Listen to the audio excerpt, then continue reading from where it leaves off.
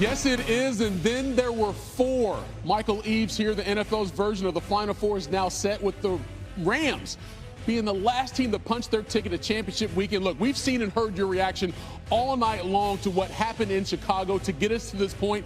Caleb Williams and the Cardiac Bears forcing overtime for an all-time classic there in Chicago. Let's show you exactly what happened to get us to that point. They're down a touchdown with less than 2 minutes to go. Caleb makes that connection across the middle. Again, they need a touchdown to force this game to overtime. And then DeAndre Swift breaks through an arm tackle inside the 20. Now, they had 7 wins already on the down. Again, they score, they win. On the keeper around the left tackle, they pick up the first down. Now, Williams looking deep, and it's picked off through with the big play for that Rams defense. So now you give it back to Matthew Stafford. He's led a team to a championship before. How about that throw to Davante Adams on the sideline? No one can get it but 17.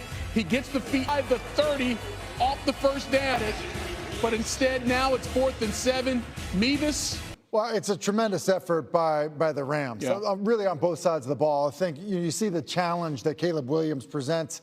I mean, just his ability to kind of will the Bears back into that game to tie it up. But the way they hung in there through overtime, come up with a big play, and then you get into overtime, and Matthew Stafford, I think you can kind of see and appreciate the experience in some of those moments, because you saw it with Stafford, you saw it with Davante Adams. Really a remarkable game to go on the road against a really good team and to come away with a win. That's pretty impressive by the Rams. And we've talked about the weather situation. So the California teams do not do well in cold weather, but they go in Chicago, get the win. Coming up, we're going to hear from Matthew Stafford. We're going to hear from Caleb Williams, both coaches now that the Rams are moving on. But let's go back in time, because when we saw that throw from Caleb Williams, you and I were both amazed at what he did. We just saw an incredible throw the week before. Now he comes out and shows just unbelievable arm strength yet again. And that's, I think, part of, just defending them. You think, you're up 7, you're protecting this lead, you feel like you have a good shot, 4th down, and the next thing you know, like with a little bit of a push-off, which is why he plays the ball a little bit better than the defender, but it's just absolutely absurd, just the ability, the physical ability, and you mentioned arm talent, to make a throw like that. And so, when that happened, I even in that moment thought, with how the Rams are starting to run the football on you, do you consider trying to just end the game right there? Right. I don't fault, Ben Johnson for not doing that. But ultimately, it was the turnover in overtime that ended up costing Chicago. Yeah, and you raise a good point, because the Rams get it. They went 3 and out and gave it right back to Chicago. So you thought all the momentum was with Caleb Williams and the Bears, and they are marching down the field until he makes that throw that ends up being an interception. Yeah, and you said it in the highlight, and I think it's exactly true. On that play, Caleb Williams is trying to work Burden to his, and really look like he finds it to accelerate for it, and then Curl, the defensive back, drives on the football much like the ball is being thrown to him, which is why you see the frustration from Caleb. To me, that looked a little bit more like, a miscommunication on the angle that Caleb was hoping his receiver would take. Yeah, an expectation from the quarterback was not met by the receiver in that situation. But let's go back to Matthew Stafford as well on that game-winning drive by the Rams, because once they got the ball back, there's like, all right, we have to go score here if we're going to try to win this game. And there were a couple key plays that he made. Obviously, we showed the pass to Davante Adams, but also there was a hot read off a blitz. He hits Puka Nacua for that first down, and they go down and end up winning the game. It's a great point. Throughout the game, especially in the first half, Chicago was doing a good job of blitzing the protections of the Rams. And oftentimes there was just miscommunication up front, and they got to Matthew Stafford. It's really why he was struggling in the first half. But kind of in the gotta-have-it moments, you're exactly right. You get a 3rd down, and next thing you know, this is the one to Adams on the sideline, which is a beautiful throw. And here's the 3rd and 6. Protection is blitzed. Ball is out right away. And even though Kevin Byard is coming down on Nacua, Puka Nacua is just so strong once the ball is in his hands in terms of run after catch. That was really the one that got him into field goal range. Would have actually thought that the Rams would have maybe been a little bit more conservative, run the ball on first and second. They went for down. 2 passes towards the end zone. Instead, threw the ball down the field, made it a little bit harder of a field goal, but able to connect on it. Yeah, so they move on to the NFC Championship game. The first time they've been in that game since they won the Super Bowl back in 2021. All right, we're going to, again, Stafford, Caleb Williams, Sean McVay, Ben Johnson, all coming up. But right now we have immediate reaction. Jeff Darlington on the field right now. They were pitching a shutout until that ridiculous throw from Caleb Williams. What did you make of the Rams defense? I think the Rams defense, you think about how they handled some of the short yardage situations and even goal line situations throughout the game.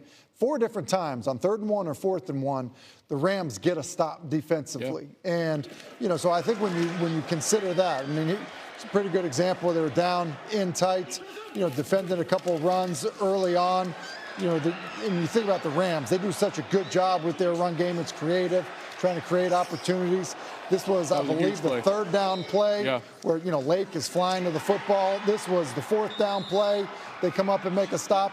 And really throughout the game and some of the situational football moments, short yardage out in the field, the goal line situation down there, they really answered the call. They stepped up in the biggest moment because, there were times when you looked at it and you said, all right, Chicago, they're going to be able to start to kind of exert their will a little bit running the football. Right. And it really just never happened. Yeah, and so again, it took an incredible throw by Caleb Williams to get that touchdown late to force the overtime. But again, the Rams get the field goal to win it 20-17. And look, you look at those numbers behind us right now, 340 to 417. But one thing that really helped the Rams, and even beginning, Tim, of that overtime drive was their ability to run the football on Chicago. Yeah, and I thought that definitely started to feel it. There was a 14-play drive in the 4th quarter that the Rams go on. It's 7 runs, and so I do think that there was also a part where, again, Sean McVay creative with their run game, starting to figure out, okay, what runs do we want to go to? Is it a misdirection run? Is it, some of the jet sweep stuff that they do with Puka, which they obviously hit on a big 4th down. And then, when you start to kind of stretch the defense out a little bit sideline to sideline with that outside. So, yeah, there was no doubt that, look, it was not their night, especially in the first half throwing the football. Right. I mentioned the issues in terms of pass protection, but it was McVay finding the runs that they wanted to get to in the second half that I think helped them kind of, you look at, kind of the fight and time of possession, your struggles on 3rd down. Right. That was really what they were trying to do in the second half. Yeah, again, Kyron Williams averaged more than 4 yards a carry, and he did have 2 touchdowns. Again, so we're waiting to hear from Caleb Williams, Matthew Stafford, Ben Johnson, Sean McVay, all of the particulars there in Chicago. You mentioned something earlier about Matthew Stafford. And obviously, look, what he's done in his career, he is bona fide. But from an experience standpoint, give me an idea of how that manifests itself with the rest of the team in those situations, because you feel like he's going to make the plays that are necessary. What does that do for everybody else? There's a couple things that stick out to me kind of in that regard in terms of the having some gray in his beard. Okay. Right. And so, the first half, there were protection issues. So either, he got fooled, he was sliding the protection a certain way, and he got blitzed. Kyron Williams, busted a pass pro assignment one time. Yeah. They had a time, the tackle didn't fan out when he should have. And oftentimes that can create a little bit of a doubt for a quarterback because you're getting hit. Right. One time Brisker, just absolutely blasts him when he thinks he's protected. And so I think in those moments for younger quarterbacks, then it kind of swallows you in a game. It certainly did not for Matthew Stafford. In fact, it kind of was like, okay, all of that stuff has happened. Right. Now we get to when it matters. Okay, like now let's play football. Like now this is my moment. And I think that's why you see the throw to Adams. You see the 3rd and 6 throw to Puka Nacua. And it's like unfazed. Even so, when you think about how Sean McVay called the end of the game,